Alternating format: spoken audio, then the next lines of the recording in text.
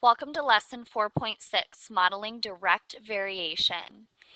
In this video, we are going to be focusing on the question, how do you write and graph direct variation equations? So the first thing we're going to talk about is what exactly a direct variation even is. So when two variables, x and y, show direct variation, we are provided with this formula, y equals ax. A is going to be some number, not 0. Okay, so it could be 1/2, it could be 2, it could be 3.4, so on and so forth. Okay, the non-zero number A is called the constant of variation. So this A is our constant of variation. All right, and it varies directly with x. So an example of that would be y equals 5x. If you notice, it's in that y equals ax format, just like here. And the constant variation in this case would be this 5.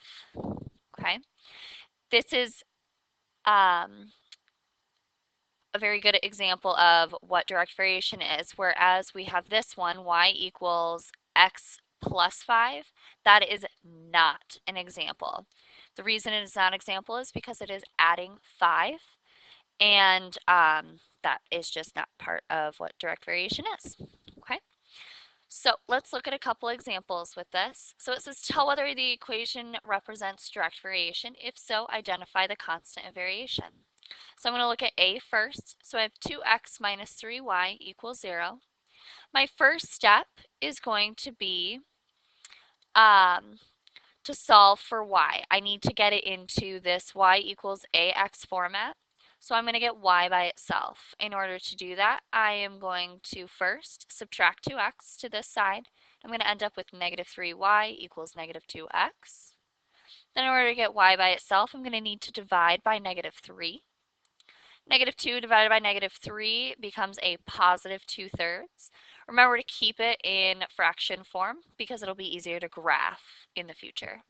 Okay, so we have y equals 2/3 x.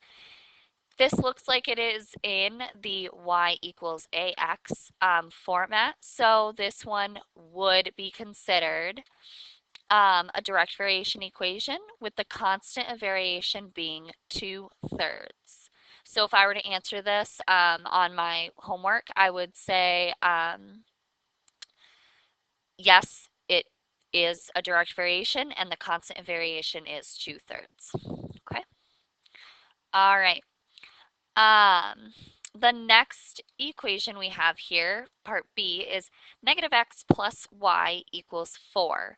So I'm going to try and get my y by itself again because I want to do the same thing. I want to see if this is, if I can put this formula into this format. I'm going to add x to each side to get y by itself, and I end up with y equals x plus 4. Well, uh-oh. I have a plus 4, and that's not part of the original equation, so I'm just going to say right off the bat that no, this is not a representation of a direct variation equation. All right, so A is yes, B is no. Okay. All right. Another thing you're going to need to know how to do with direct variation is know how to graph it. Now, if you notice, direct variation equations, y equals ax, it's a linear equation in sloped intercept form, which is the form you learned yesterday, the y equals mx plus b. Instead of m, we're just talking a, and my intercept will always be 0. Okay, that's why if you were to write this, you would put plus 0 at the end, but it's redundant, so that's why we don't do it, because why would you add plus 0 to it? Okay, so you're just going to keep it in this y equals ax, but it works the same if we are graphing it.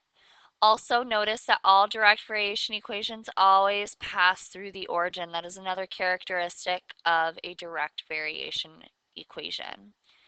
Okay, so let's look at an example.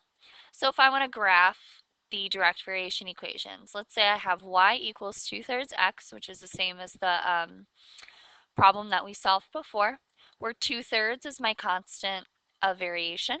Okay, So I am going to immediately start at the origin, and I'm going to just do what it says. I'm going to rise 2, run 3, because that's pretty much like my slope, okay?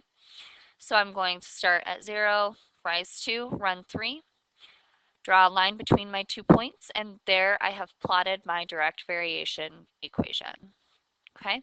Same sort of thing here. Y equals negative 3x. Remember, if I have a whole number, I'm just going to put it over 1. So I'm going to run negative, or I'm going to rise or fall, in this case, negative 3, and run positive 1. Okay? So if you look here, I start at the origin again. I fell negative 3, ran positive 1. I'm going to put graphing it between these 2 points, draw my line, and there we have it. Simple enough. All right, another kind of equation, or another type of direct variation question that you might have is just to write the direct variation equation. So actually writing the equation based on what you know, okay?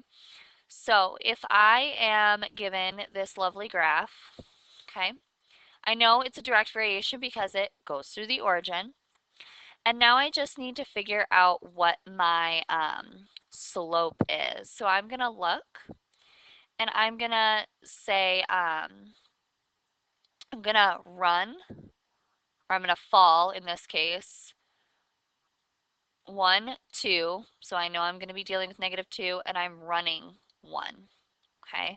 And notice I'm going through 1 point to my origin, so the point that I have to my origin.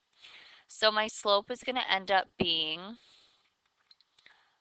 down negative 2, and then positive 1, which I can just write as negative 2. So that's where we are getting the equation of y equals negative 2x, because I'm just going to take my slope, plug it in for a, and go from there. Okay? Now, the second part of my question, now that I have the equation, is to find the value of y when x equals 30. Very simple, just like all algebra, we're just plugging 30 in for x.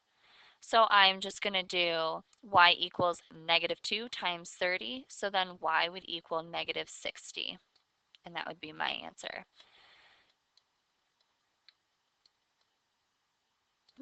Okay, so the direct variation equation would just be y equals, and I know it's written down below, but just so you guys see what I'm talking about, 2x. Goes through the origin, falls 2, runs 1. All right. So one of the last key concepts I'm going to share with you is just the properties of a direct variation equation, just to sum it all up for us. So we know that a direct variation equation is a line that goes through the origin, as we see in both of these, okay? And the slope of the graph is represented as a instead of m, okay? Notice that they are either increasing or decreasing. They can be either way. All right, so the final example that I have for you today is just a word problem. We can also take this same idea of direct variation and apply it to a real world situation. So here's my question. The number of S of tablespoons of sea salt needed in a saltwater fish tank varies directly with the number W of gallons of water in the tank. I know right away it's direct variation because it says varies directly. A pet shop owner recommends adding 100 tablespoons of sea salt to a 20-gallon tank. So they want us to write an equation, a direct variation equation, and they want to know how many tablespoons of salt would be added to a 30-gallon saltwater fish tank. So I'm going to tackle this first one first because I need to answer this one before I can even begin to answer that one. So my first step is to write my equation out in direct variation form.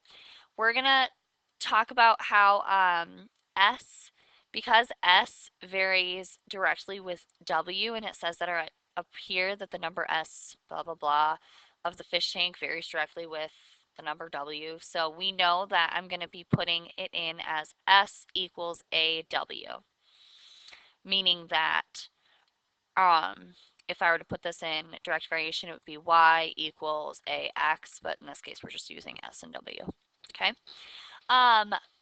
The information provided to me by the pet shop owner is that he is recommending 100 tablespoons of sea salt. Well, sea salt is represented by the S, so I'm going to plug it in, 100 in for S, and then I'm going to plug 20 in for W because that is how much, how big my tank is.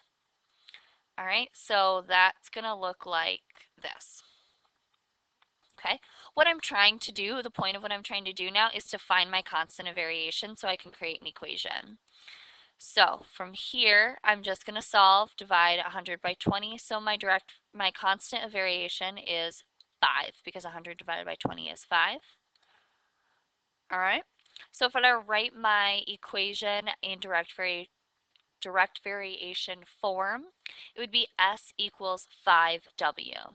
Notice that I'm just using my information that they provided up here to solve for my constant of variation, and I'm plugging it into the equation. All right, so the next problem that they asked us is how many tablespoons of salt would be added to a 30-gallon saltwater fish tank. So I am going to plug 30 into my W, and I'm going to solve of my equation that I have now. So I'm going to have S equals 5 times 30. 5 times 30 is 150. So my answer for how much salt or how much tablespoons of salt would be 150 tablespoons. All right, I'm going to put the characteristics of what a direct variation formula or equation has to do with, just so you can wrap it up here for you. But otherwise, that is all I have on direct variation equations. Thanks.